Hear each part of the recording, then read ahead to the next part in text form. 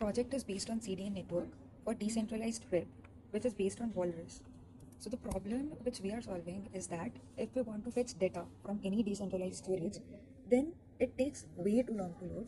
Suppose if I am a user who wants to fetch a PNG file of specific URL from Walrus database, then it would take 4 to 7 seconds, right? For example, if we talk about decentralized Instagram, and if one image takes 4 seconds to load, then how much time the whole website will take, right?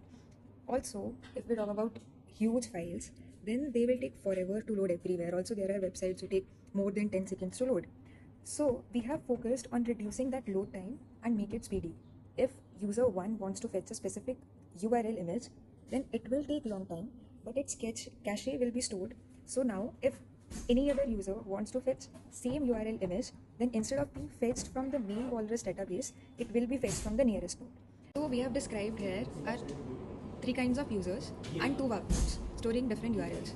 So there are basically 3 stakeholders in the project. The first is the Walrus database, second is the WAP node, and third is the user. So if a user one requests a specific URL from the database and there is no WAP node which stores that particular URL data. So first of all, our request will go through the node and it will fetch data from the Walrus database, and while returning the data to the user, a cache will be stored in the node. So when other user tries to fetch the same URL data from the node, then that will take much less time and it will fall under cache hit. So now if there is any request that is earlier not fetched, then it will be fetched directly from the Walrus database, and while returning the data to the user, it will be cached in the node.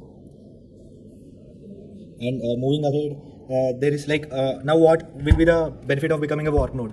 So first what will happen is the warp for becoming a warp node, the person would be required to stake some amount, and he can then get registered on the base network. Like we have used base because of the next reason. So on each cache he will get some rewards which will be binded, and for the better transactions we basically we are using layer 2 Ethereum.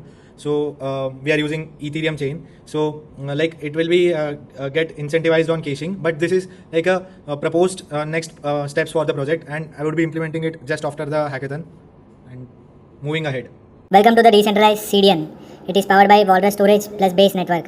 It is a lightning fast content delivery, and I will show you why it's lightning fast, and through decentralized node network. Decentralized I say, and it is a CDN, but it is a very decentralized node network. And let's say what I am showing in the dashboard is, first there are 3 active nodes which are at present active, and the one with the best latency is with the 181 millisecond, and another is connected blockchain. And from the section below this is the register new node. So you can paste your node URL, and once you paste your node URL, you would need to stake some money for registering, and just you can then register your node URL, and after that upload to Walrus.